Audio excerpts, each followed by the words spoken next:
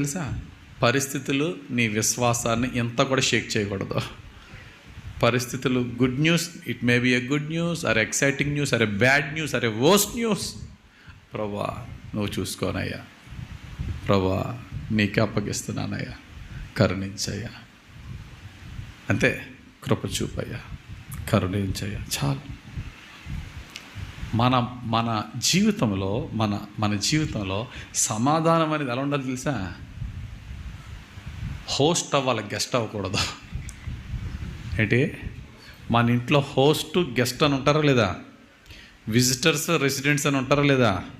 మన ఇంట్లో we are the residents, అప్పుడప్పుడు వచ్చేవాళ్ళు విజిటర్స్. మన ఇంట్లో మనం హోస్ట్లో, అప్పుడప్పుడు వచ్చేవాళ్ళు గెస్ట్లో. చెప్పండి, సమాధానం ఏమవ్వాలా? అప్పుడప్పుడు వస్తూ ఉండాలి గెస్ట్ కింద.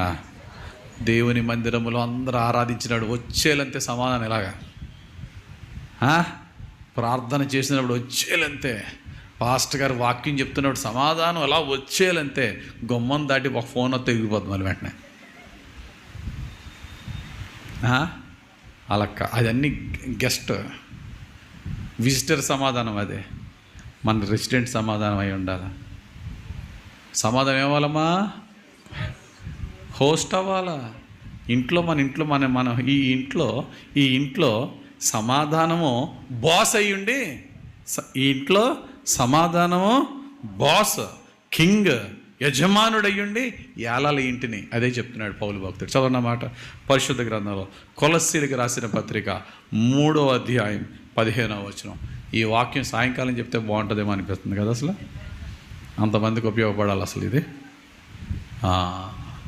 ఏమో దేవుడు ఎప్పుడే వాక్యం ఇస్తాడో మనకు తెలీదు. అది అలా ఫ్లో అలా వెళ్ళిపోవలసిందే. చదవండి. క్రీస్తు అనుగ్రహించు, కొలస్సీలకు రాసిన పత్రిక 3వ అధ్యాయం 15వ వచనం.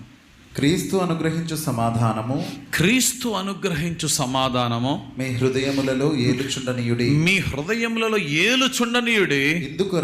ఇందుకొరకే మీరొక్క శరీరముగా పిలువబడితిరి. ఆమేన్, హల్లెలూయా. ఏం చేయాలి? సమాధానం ఒక మూల కూర్చోబెట్టండి. సమాధానం గారికి ఒక కుర్చీ వేసి కూర్చోబెట్టండి కాదు.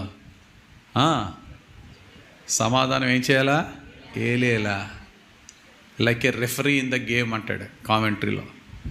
సమాధానం ఏమవ్వాలంట? Like a referee in a soccer game.